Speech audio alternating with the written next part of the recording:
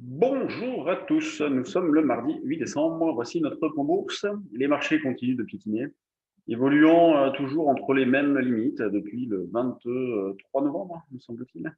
Ouais, c'est ça, le lundi 23 novembre, on avait fait un plus haut à 5550. Et depuis, on tourne toujours autour de ces mêmes niveaux, la plupart du temps d'ailleurs, entre 5550 et 600. Et ce matin, on est revenu donc sur le 5550, même un petit peu en dessous, à 45. Moi, j'en ai profité pour jouer le rebond. Bon, j'ai déjà revendu 65, donc 20 points de prix en pas longtemps. Toujours ça fait plaisir. Et je suis replacé à 45. Alors, c'est sûr que c'est plus facile à faire en synthétique qu'à l'achat sec, hein, bien évidemment. Surtout 45, on le fait avant l'ouverture. Bon, c'est pas une évidence non plus. Alors qu'en synthétique, on n'hésite pas, puisque là, c'est des rachats de ventes qui ont été faits hier soir, notamment vers 70, 75. Donc, à 45, ça fait un bel écart. Et puis, on commence. On continue de travailler, donc d'accumuler des écarts dans le sens achat-vente.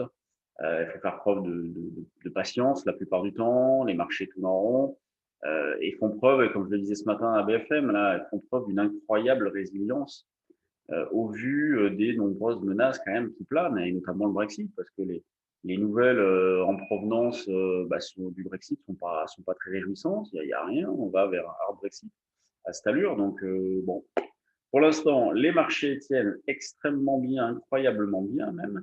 Les niveaux d'alerte sont très éloignés. Et ben, comme indiqué précédemment, si vous avez du mal à acheter sur les niveaux de prix actuels, il faut s'appuyer sur les options. La volatilité a bien baissé. Il est possible d'acheter des calls.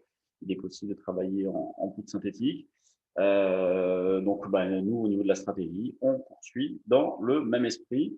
C'est pas hyper palpitant, mais ça gagne tout le temps. Donc, pour ce début de séance, on va dire, allez, pour une heure, on va essayer d'acheter vers 45, dans l'idée d'accumuler des écarts dans la zone 45-65. Si jamais on avait un retour en arrière un petit peu plus marqué, jusqu'au 5530, on serait prêt à acheter. C'est le niveau qu'on proposait d'ailleurs ce matin.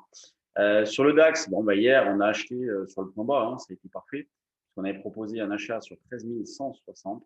Donc, bon, bah, c'est nickel, derrière le rebond, ce qui a permis de faire un bel écart. Donc, bon, bah, pas de scoop pour aujourd'hui, on prend les mêmes et on recommence.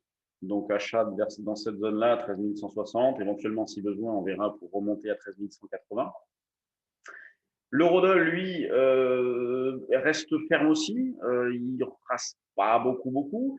Bon, hier, on a pu acheter quand même, puisque justement, on est revenu sur le niveau que l'on proposait à l'achat autour des 1,21. Donc, on est même passé un petit peu en dessous, 1,2080, mais on a eu le rebond, ce qui nous a permis de faire un écart. Oui, c'est ça, de respecter un sens prioritaire. Quand bien même vous ayez tort temporairement, ce qui a été notre cas ici, ça a duré pendant une heure ou deux. Et bien derrière, la tendance a repris le dessus. On a eu un rebond, ce qui nous a permis donc de profiter de cette reprise-là. Et donc pour aujourd'hui, eh bien, même esprit, achat sur repli. Alors pourquoi pas les 1,21 qui ont déjà été faits, et sinon bah, les 1,2080. Donc achat proche 1,21, c'est déjà fait, mais si on y retourne, on peut très bien tenter un petit double appui par exemple vers 1,2095. Et puis, sinon, c'est un 20-80 double appui dans l'idée de jouer à 20-80, 21-20 jusqu'au dernier plus haut. Pourquoi pas la zone des 1, 21-80, donc un 20-80 pour éventuellement viser un 21-80. Sur les actions, alors ça repart un petit peu. Il y a un petit peu d'intérêt. On voit que le moral est pas mal. Il y a eu une pause la semaine dernière. Et puis là, hier, c'était plutôt pas mal. On a eu des idées. D'ailleurs, on a proposé certaines valeurs. Alors, bon, c'est pas que des pépites, c'est sûr. Certaines sont des valeurs très spéculatives, mais après, bon, c'est à vous de faire votre choix. Nous, on propose, vous disposez. Alors, là, ce matin, on a Fermentalg qui explose, Gap à la hausse et accélération derrière. On a Neovax qui est pas mal aussi. Nextedia, BioUV.